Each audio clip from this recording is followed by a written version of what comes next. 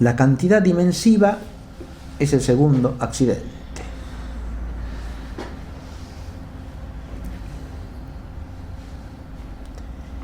Que vamos a considerar. Y este accidente está ligado esencialmente, como ya lo dijimos, a la materialidad en principio, ¿no? Deriva de la materia en cuanto que el ser corpóreo es el ser extenso. Y la extensión pone lo que llamamos cantidad dimensiva. Es una cantidad que tiene dimensiones. Cantidad dimensiva. Bien. La extensión es inseparable de la cantidad dimensiva. La extensión que va asociada a la materialidad. ¿Cuánto es? Contestaríamos a esa pregunta con una cantidad. ¿Cuánto? Como ejemplifica Aristóteles, de 3 codos, de 5 codos. Bien. ¿Cuánto?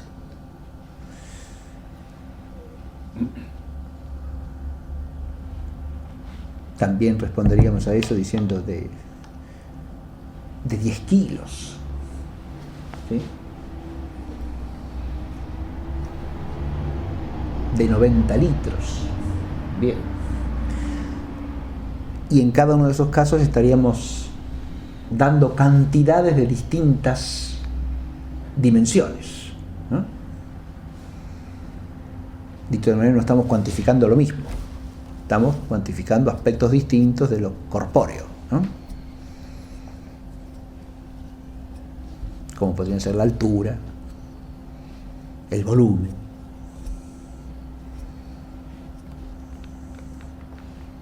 la masa o el peso.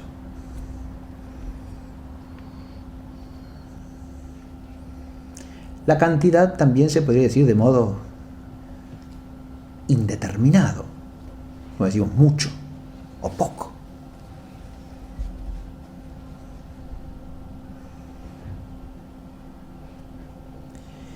Aristóteles distingue inmediatamente, después de haber ejemplificado básicamente la cantidad, 2 tipos de cantidad, que llama cantidad continua y cantidad discreta.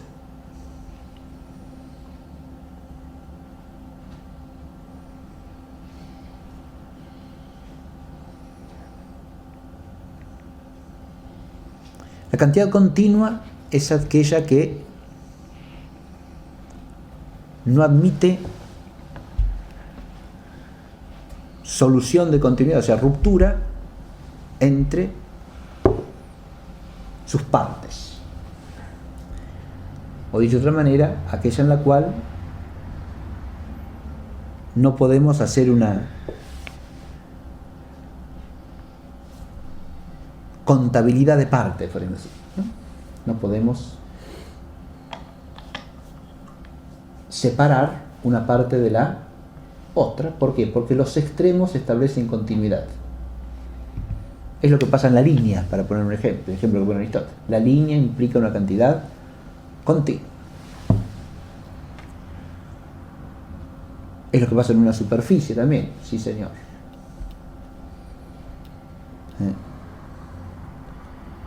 Esas son cantidades continuas.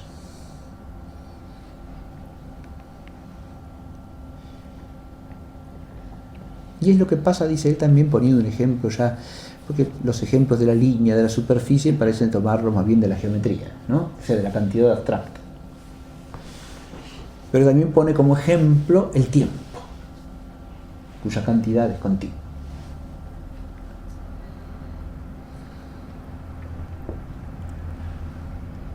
Porque no hay solución de continuidad o ruptura entre sus momentos, ¿no? Hay una continuidad. En cambio, cantidad discreta, ¿cuál sería? Y cantidad discreta es aquella en la cual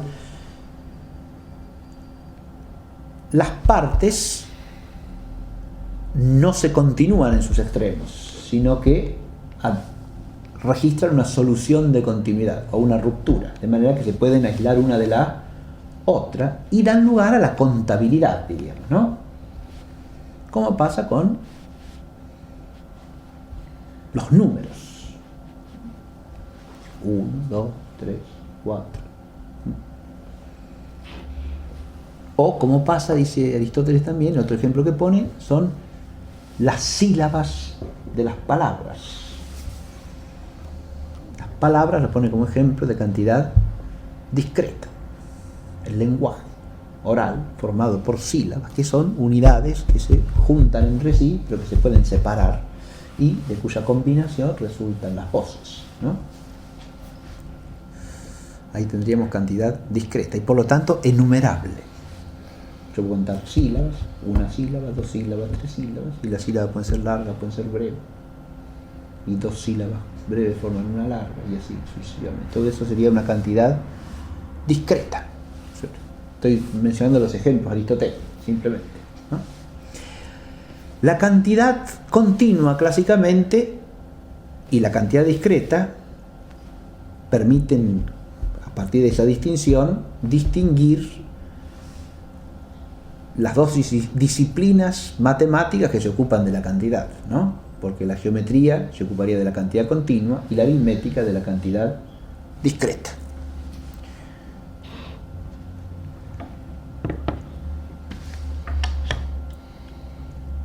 Otra distinción que hace también Aristóteles es entre cantidad determinada o indeterminada. Yo digo cantidad determinada cuando digo 3 codos, 5 codos, 2, 1/3, triple, doble, la mitad. Digo cantidad indeterminada cuando digo mucho o poco. Bien. Comparando la cualidad con la cantidad, dice Aristóteles que mientras las cualidades tienen contrario,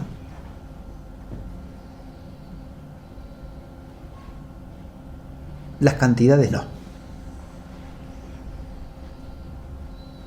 Es una temática que empiezo a plantear y que en las categorías de Aristóteles está desarrollada constantemente, que es lo que podríamos hablar de las propiedades de cada accidente, ¿no?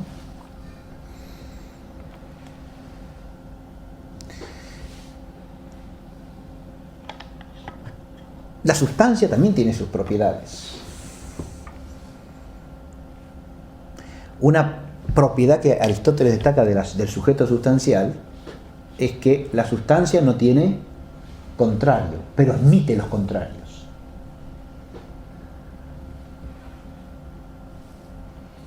Las cualidades, en cambio, dice Aristóteles, tienen contrario. Tienen contrario. Todas, no todas, pero muchas.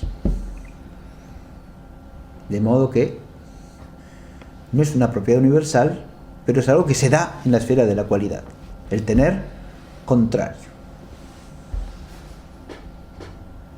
Dice cualidad es alto o es bajo, es virtuoso o es vicioso, es honesto o es deshonesto, etcétera, etcétera, etcétera. Las cualidades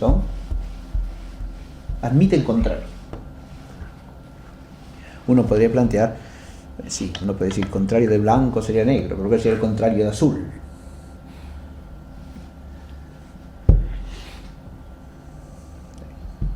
De hecho, Aristóteles admite, insisto, que no toda cualidad tiene contrario. Pero las cualidades, muchas de las cualidades admiten contrariedad, ¿no? En cambio, las cantidades, dice, salvo la cantidad indeterminada, pues de mucho o poco, las cantidades determinadas no admiten contrario. 2 no tiene contrario. Pues el contrario de 2. Y no hay contrario de 2, dice Aristóteles. No hay contrario de 5 codos. Y no, de 5 codos no tiene contrario. O sea que la contrariedad está fuera de la esfera de la cantidad. La cantidad no admite contrariedad. Admite contrariedad. Bien. En cambio, las cualidades, sí. De esto resultaría que lo que pone contrariedad en las sustancias son las cualidades, pero no las cantidades.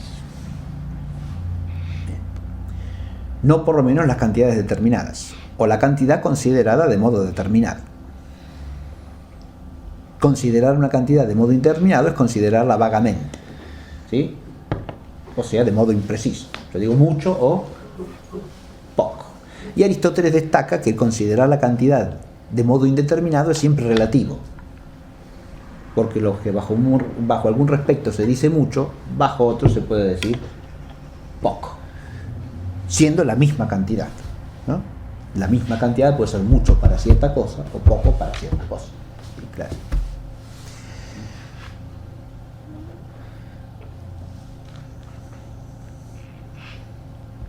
Sería una altura de 2 metros, sería mucho para un hombre, y sería poco para un elefante africano. ¿Sí? Mucho o poco es relativo a cierta cosa, dice Aristóteles, ¿no? Y es una cantidad vaga, porque cuando decimos mucho o poco estamos haciendo una comparación implícita, dice Aristóteles. Estamos comparando, no estamos dando una cantidad, sino estamos haciendo una comparación cuantitativa, ¿sí? De una cosa con otra. Hay una comparación implícita. La cantidad propiamente dicha es la cantidad definida o determinada, no la cantidad indefinida o indeterminada. Bien. ¿Cuánto se dice en relación con la cantidad continua y en relación con la cantidad discreta? De estos dos tipos de cantidad, que serían los subgéneros fundamentales de la cantidad continua y la cantidad discreta, parece haber una prioridad de la cantidad continua. ¿Por qué? Y porque la cantidad discreta implica, de alguna manera, un continuo partible, o dicho de otra manera, un continuo que se puede seccionar o fragmentar en partes enumerables. Si no hubiese cantidad continua, no podría haber cantidad discreta. Pero podría haber cantidad continua sin que hubiese cantidad discreta, en la medida en que ninguna cantidad continua fuese fragmentable, ¿no? Pero la cantidad continua lo es, porque la podemos dividir, al menos idealmente, en unidades iguales y discontinuas. Si yo, partiendo de una línea cualquiera, puedo entender o pensar segmentos formados a partir de la línea y separados entre sí. Y entonces tengo, si todos los segmentos miden lo mismo, tengo unidades equivalentes y enumerables a partir del continuo.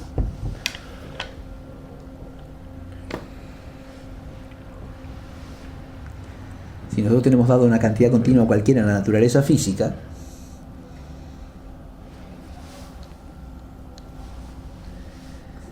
como la corteza de un árbol que se ha desprendido, pongamos por caso, ¿no?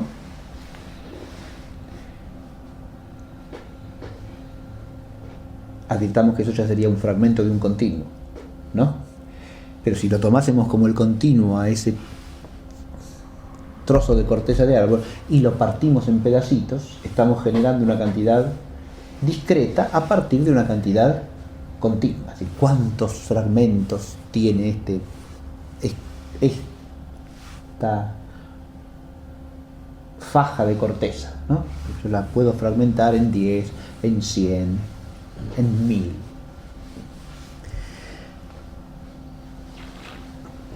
10, 100 o 1000 ¿qué? Partes. Ahora esas partes serían enumerables adecuadamente solo si fuesen partes equivalentes entre sí, porque si no, no las puedo enumerar. Si la enumeración supone una fragmentación del continuo, pero supone una fragmentación homogénea del continuo, porque si no, no tendría una cantidad discreta adecuada. Yo no puedo decir 1, 2, si el fragmento 1 y el fragmento 2 no son equivalentes, porque ya no tendría dos unidades. Tendría 1 y un 2 que no es 2, porque no equivale el 1. Es decir, la continuidad y la discontinuidad van asociadas entre sí, y podríamos decir que hay cierta primariedad de la continuidad respecto de la discontinuidad, pero adviértese también que la discontinuidad supone una homogeneidad del continuo, según el cual nosotros podemos formar partes enumerables auténticamente. ¿Qué quiere decir partes enumerables? Si yo pienso la serie de las unidades, ¿no? 1, 1, 1, 1, 1 más 1 es 2, y 1 más 1 más 1 es 3. Cuando yo estoy pensando la unidad y la unidad más esa misma unidad, si no fuese esa misma unidad, ya no podría decir que 1 más 1 es 2. 1 más 1 es 2 si el 1 y el 1 son el mismo 1. Si el segundo 1 fuese el doble del primero, ya tendríamos 1 más 2 y no 1 más 1. Es clarísimo eso, está claro. Pero esto significa que las unidades discretas de la cantidad continua son unidades equivalentes siempre, porque si no, no estamos enumerando partes del continuo en sentido estricto. Esto es importantísimo entenderlo porque la cantidad discreta no solo presupone el continuo, sino que es una manera de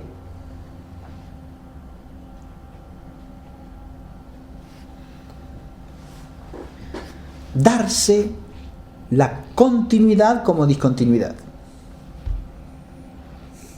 ¿Qué quiero decir con esto? Cuando nosotros entendemos una cantidad discreta, la cantidad discreta, al presuponer la homogeneidad de las unidades, está presuponiendo el continuo.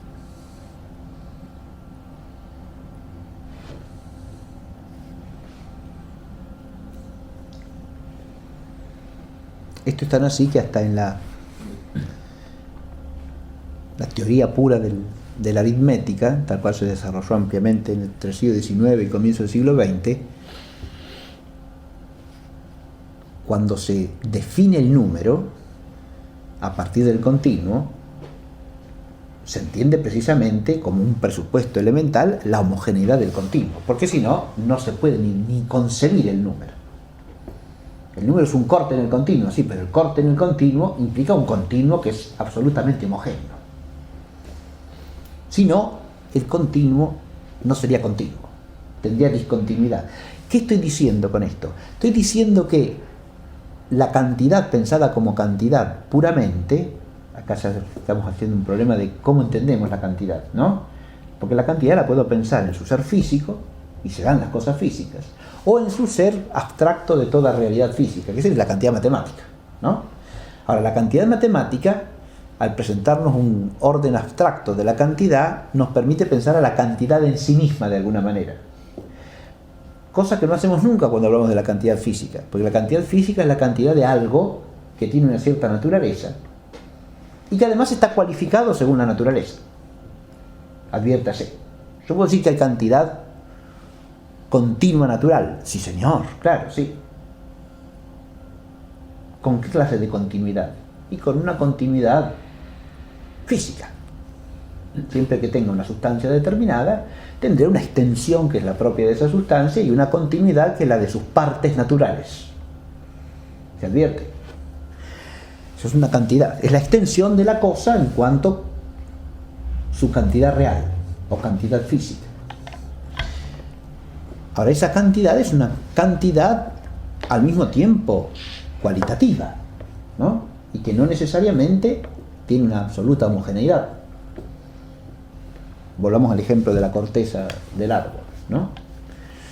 La corteza del árbol tiene cierta homogeneidad y cierta continuidad, de orden físico, claro que sí. Es toda corteza de ese árbol y no de otro, y por lo tanto tiene la composición natural propia de la corteza de ese árbol. Pero algo que también es claro es que no es absolutamente homogénea.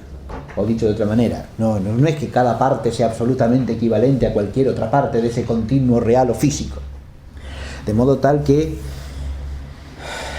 la cantidad real o concreta, la cantidad física, digamos así, es una cantidad que no tiene esa homogeneidad propia de la cantidad abstracta. Y esto es importante advertirlo porque muy fácil y espontáneamente podemos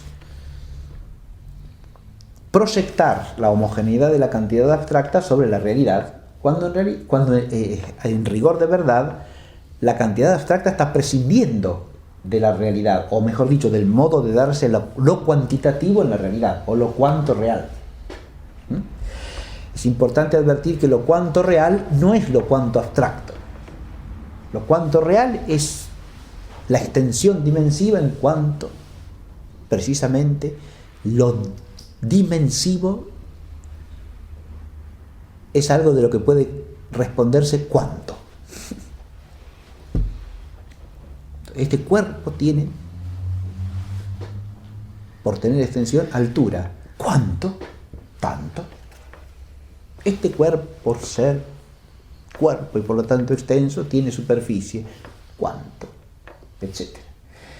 Estamos hablando de un cuánto que es real y que es físico, de una cuantificabilidad de los seres reales corpóreos. Ahora bien, en cuanto contestamos cuánto, con un número de 3 codos, decía Aristóteles, por ejemplo, ¿no? De 3 codos. Bien. ¿Ahí qué estoy diciendo? Ese cuánto que estoy contestando. Al decir de 3 codos, estoy dando una cantidad precisa o definida. Ahora bien, la cantidad precisa o definida, adviértase, implica una medida. Si yo no tengo medición, no tengo cantidad determinada. Uno puede decir, bueno, no puede medir de muchas maneras, ¿sí? Puede decir de tantos codos, de tantos centímetros. Ciertamente, la unidad de medida cambió, ¿no? Reemplazo el codo por el centímetro. Reemplazo el pie por el centímetro o por el metro. Reemplazo las leguas por el kilómetro, etc. No hay problema. O las millas. Bien. La unidad es mutable, ciertamente, porque es arbitraria.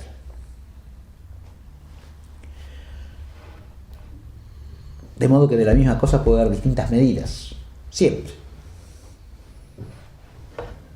Pero si no doy una medida, doy una cantidad precisa. Y pareciera que no. Pues yo digo, ¿cuánto? Este cuerpo tiene altura, perfecto. Es una de sus dimensiones, tiene altura. ¿Cuánto de altura? O contesto indefinidamente, es muy alto, es poco alto, es medianamente alto. Bien. Y eso implicará una comparación vaga con otra cosa. O contesto precisamente, y eso involucra otra comparación. Porque también la cantidad precisa es comparativa. Porque la respuesta no comparativa al cuánto sería simplemente señalar la cosa cuánta y decir, así, tanto, mírela. ¿Está claro? ¿Cuán alta? Tan alta como usted la ve, ¿sí? Si no, estamos haciendo una comparación, ¿no? Una comparación con otra altura. Claro, es decir, con otra cantidad definida, arbitrariamente elegida, que me sirve de unidad de medida. Y es que sin eso, la cantidad se nos hace indefinible. ¿Se advierte esto? Que no hay cantidad definida, sino en la medida en que establecemos una unidad de medida. Si hablamos de la cantidad discreta, toda cantidad discreta se dice por relación a una unidad. De manera que yo digo 2, 3, 5, 25.750 en relación a una unidad. Digo el triple, el cuádruple, la mitad, la centésima, la vigésima, la 10.000ª parte en relación a una unidad. Y si no, no entiendo los números. También son siempre relaciones de cantidad. Es una cierta unidad que se añade a la misma unidad para obtener toda una serie de números, una serie numerable, ¿no? Digo 1, 2, 3, 4, 5, 6, y estoy enumerando la misma cantidad por adición sucesiva de unidad, porque la serie de los números naturales surge de eso, ¿no? De añadir a la unidad, unidad y unidad y unidad y unidad progresivamente. Y digo 1, 2, 3, 4, 5, 6, etcétera, y indefinidamente.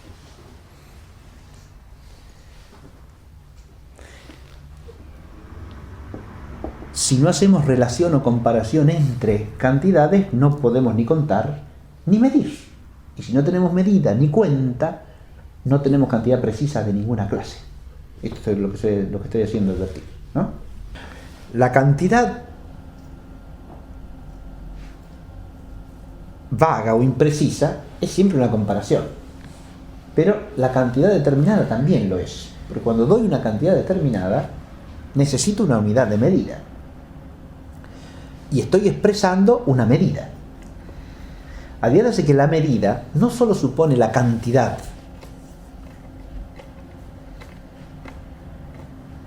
sino que supone también una operación propia de la razón que compara esa cantidad con otra que es la unidad, en virtud de la cual la mido. Esa unidad, como dijimos, es variable. Yo puedo elegir el paso o el metro para medir una longitud y decir que tal distancia es de tantos pasos o de tantos metros. Ahora, la precisión de la cantidad está en función de una unidad que me permite medir. Sin esa unidad con la cual establezco una comparación, pues cuando digo que la longitud es de 10 pasos, lo único que estoy diciendo es que esta cantidad que llamo paso entra 10 veces en esta otra que quiero cuantificar. De manera que si yo no tengo la noción de la cantidad que uso como unidad, la medida no me significa nada. Si yo no sé cuánto es un codo, por ejemplo, que me digan de 5 codos, no me dice nada. Y si no sé cuánto tiene una milla marítima, que me diga que hay una distancia de 820 millas marítimas, no me dice nada.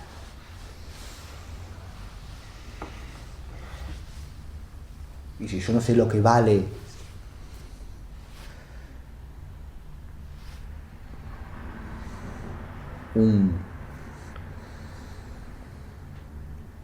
una libra como peso, me dicen que pesa un cuarto de libra, y yo no sé qué es un cuarto de libra. ¿Qué es una libra? Tendré que saber lo que es la libra para que entienda qué peso es un cuarto de libra. O qué es una onza para que entienda qué peso son 430 onzas. Esto mismo implica que toda cantidad determinada o indeterminada es entendida por comparación con otra cantidad. Y si no entendemos la cantidad.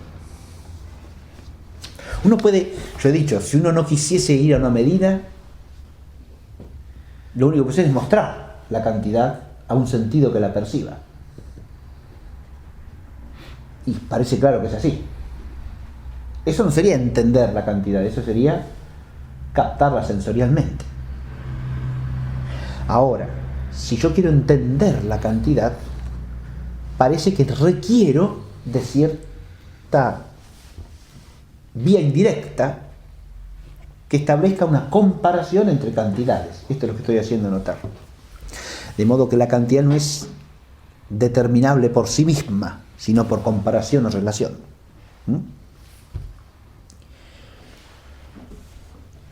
Uno puede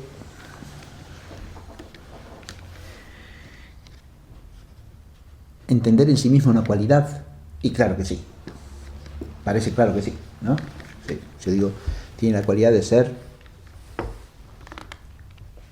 justo, o tiene la cualidad de ser agudo para las matemáticas, o tiene la cualidad de ser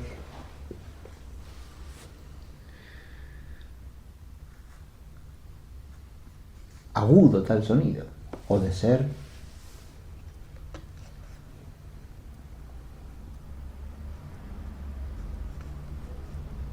azul tal cuerpo. Cuando digo la cualidad, o sea, cuando contesto al cual, no estoy haciendo una comparación, nunca. ¿Cuál es? Es azul, es agudo, es virtuoso, es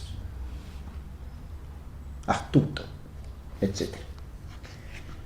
Y no estoy haciendo comparación alguna. O sea, la cualidad la entiendo en sí misma. En cambio, cuando contesto a la cantidad, estoy siempre haciendo una comparación. Esto es lo que estoy señalando como diferencia. ¿Y esto con qué tiene que ver?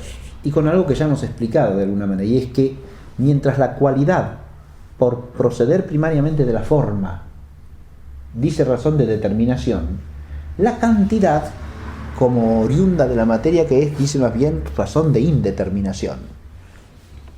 Y por lo tanto, determinarla implica cierta operación del entendimiento que trata de captarla, más allá de lo que la cantidad en sí misma es. No estoy diciendo que la cantidad no tenga una definición propia. Estoy diciendo que el ser cuánto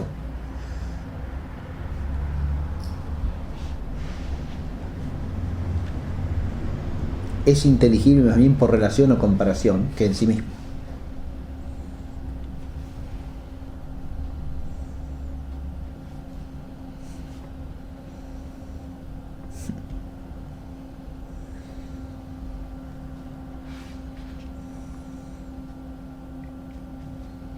De aquí que no tenga nada de extraño que cuando prevalece lo cuantitativo en la mirada sobre cierta realidad cualquiera, tienda a perderse de vista su naturaleza. ¿Por qué? Y porque estamos hablando de algo que en sí no dice más que dimensión.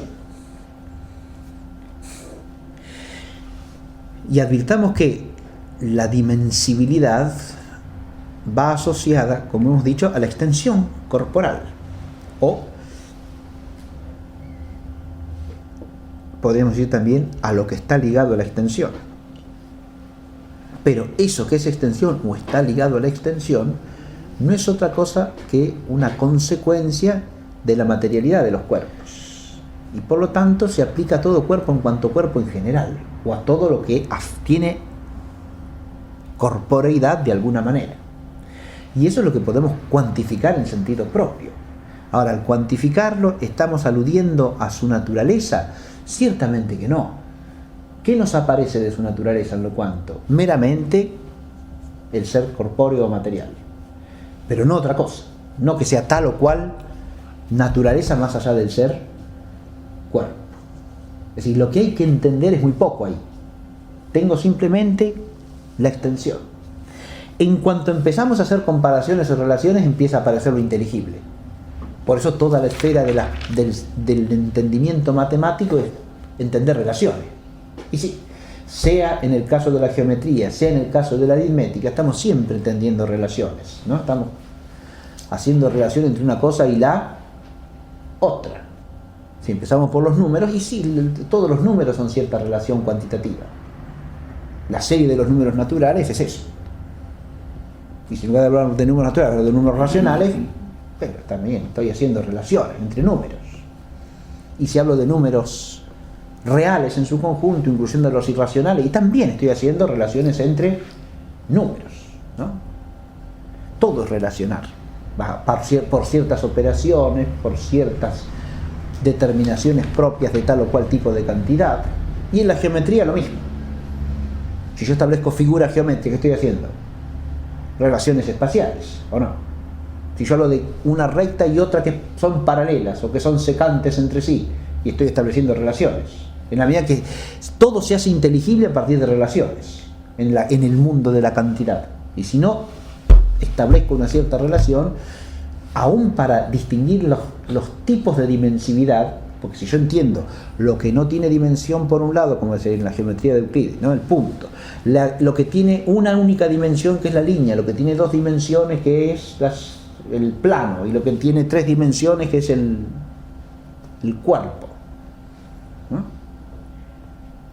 Entiendo a partir de relaciones, de nuevo, porque el tener una dimensión o el tener dos dimensiones establece una relación de lo continuo, extenso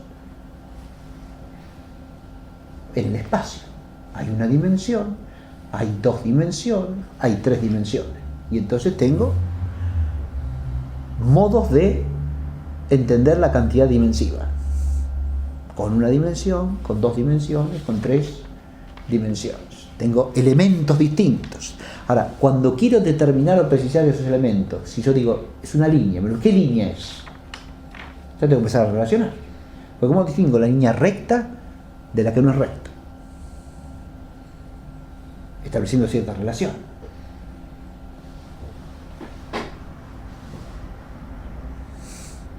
¿Por qué sería una recta? ¿Cómo entiendo la recta?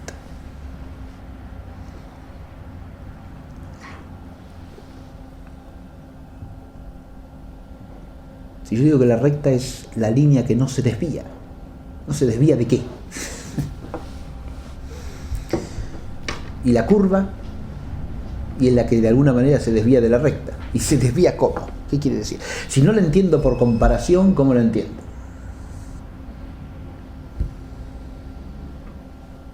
Muy intuitivamente se podría decir, como también dice Euclides en los elementos, que la recta implica una alineación de puntos tal que mirando el primer punto no se ve ninguno de los otros puntos que le siguen.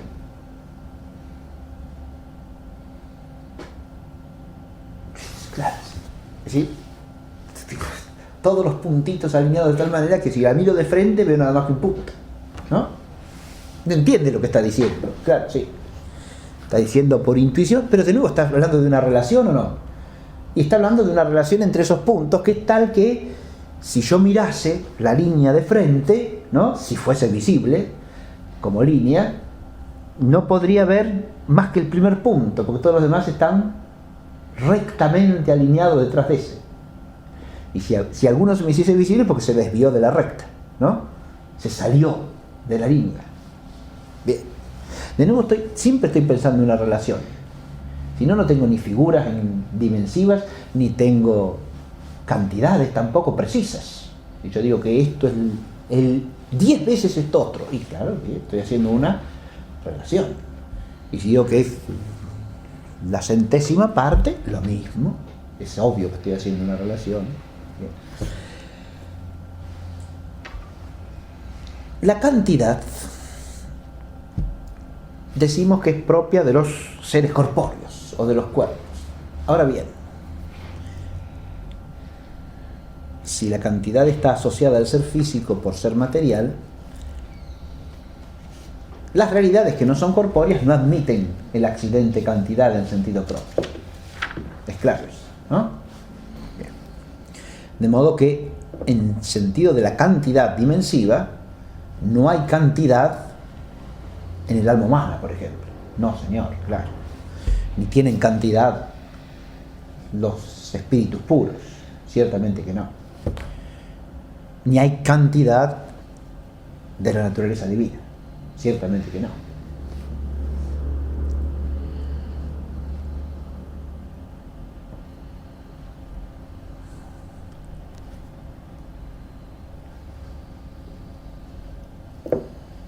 En este sentido, el accidente cantidad es un accidente restringido a la esfera del ser físico.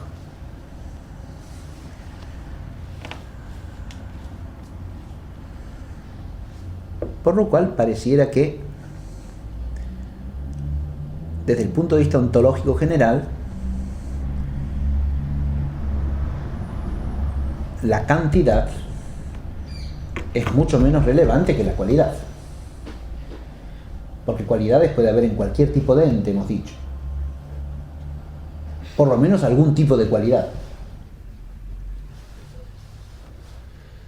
También se puede decir que hay cualidades que están restringidas a los seres corpóreos, como las cualidades sensibles en cuanto sensibles, o la figura corporal. Evidentemente, figura corporal en sentido estricto solamente puede tener un cuerpo. Hemos dicho en cambio que potencias e impotencias, hábitos y disposiciones pueden darse en cualquier ente, sea de la naturaleza que sea. Y ya con solo eso tendríamos una distinción profunda entre lo cualitativo y lo cuantitativo, en cuanto que mientras lo cuantitativo accidental está restringido a la esfera del ser físico, lo cualitativo puede darse en todo orden entitativo.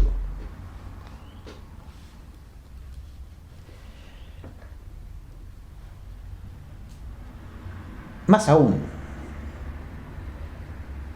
el carácter o el rango ampliamente metafísico de las cualidades va unido al hecho de que ciertas cualidades o ciertas determinaciones que en algún ser finito se dan como cualidad, en sí mismas son simples perfecciones. Pongamos el caso del ser justo en el hombre, que se da como un hábito si se da como cualidad. Es decir, en el ser real del hombre, el ser justo es una cualidad. En principio es la cualidad de cierto acto. Y si es una cualidad de la sustancia, es un hábito, porque es una virtud.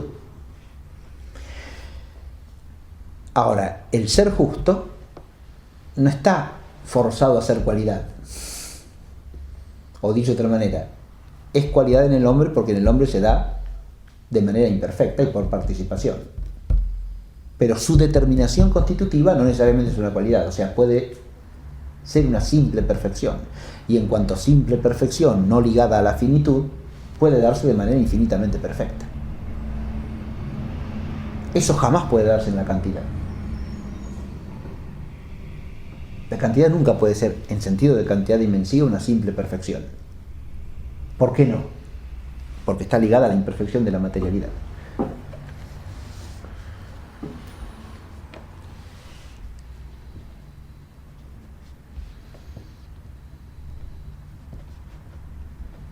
Hemos dicho que toda precisión de cantidad implica la referencia a una unidad. Por ahí, lo cuanto, o la cantidad, puede entroncar con cierta analogía que hay que aclarar. Y es la siguiente. La unidad es también un atributo óntico. Y por lo tanto, decimos que todo ente, en cuanto que ente, es uno. Pero esa unidad no es una unidad cuantitativa, en el sentido de la cantidad dimensiva. Es una unidad óntica. A partir de la unidad óntica,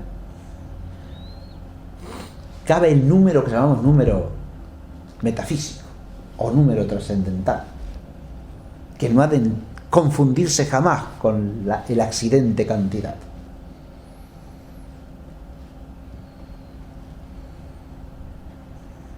Si nosotros enumeramos distintas sustancias de la misma especie, por ejemplo, eso no es nunca cantidad dimensiva.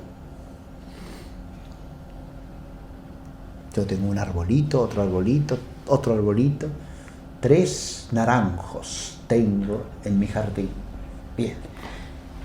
Ese número 3 es un número que pertenece a la esfera de la cantidad dimensiva como accidente. Ciertamente que no. Es claro que no. ¿Pero cómo no? Los 3 naranjos, más otros 3 naranjos, son 6 naranjos. No. No y sí. Aclaremos esto. Si yo tomo a los naranjos como individuos de la misma especie y los considero como partes cuantitativas de un todo, los puedo sumar o restar entre sí, como si fuesen accidentes de una especie. Adviértase lo que estoy diciendo. ¿Qué es lo que no son? Porque son sustancias. La cantidad dimensiva es siempre cantidad de una sustancia, y por eso es un accidente. Inhiere a la sustancia. Y la sustancia es cuanta en sentido propio en alguna de sus dimensiones. Pero si yo enumero sustancias de la misma especie, ya no estoy en el accidente cantidad. Estoy haciendo una enumeración de unidades sustanciales. Y por lo tanto, el número que entra ahí en juego es un número óntico, es un número metafísico, no es la cantidad dimensiva. Y por eso en realidad no es operable matemáticamente en sentido propio.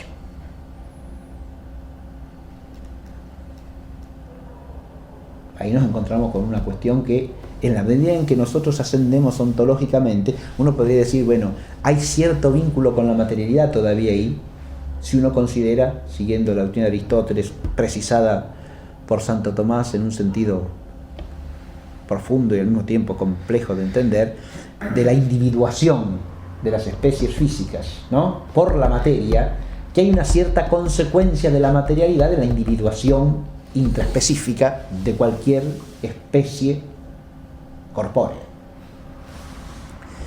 Y hasta cierto punto ese número metafísico físico, o sea, metafísico de entes corpóreos, tiene cierto vínculo con la materialidad y cierta enumerabilidad que no es estrictamente metafísica.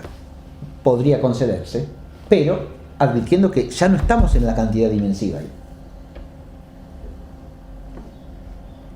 Enumeramos individuos de una misma especie, sí, pero esos individuos son sustancias. Y si enumeramos sustancias, no estamos hablando del accidente cantidad nunca. En cambio, la singularización, que es suprafísica o supracorporal, ya no dice relación alguna a la materialidad. Si yo hablo de la singularidad que tiene cada alma humana, o que tiene cada ser espiritual puro, cada ser angélico, ¿no?, ahí ya la singularidad no está dada por la materia. Ahí hay una individuación que ya es metafísica, para hablar analógicamente, una singularidad que viene de otro lado, no de la materia ni de la materia signata quantitate. Ahí la enumeración es estrictamente metafísica. Una persona, 2 personas, 3 personas, no estoy hablando de cantidad dimensiva en ningún sentido. Ni estoy hablando de algo que pueda ligarse de alguna manera a la cantidad dimensiva, ni a la materia que es principio de la cantidad dimensiva. Esto quede claro desde aquí, porque si no, se puede caer en confusiones al entender que cuando enumeramos sustancias o enumeramos personas, estamos hablando de una cantidad, de cuánto, en el sentido del accidente cantidad. Y jamás estamos hablando de eso.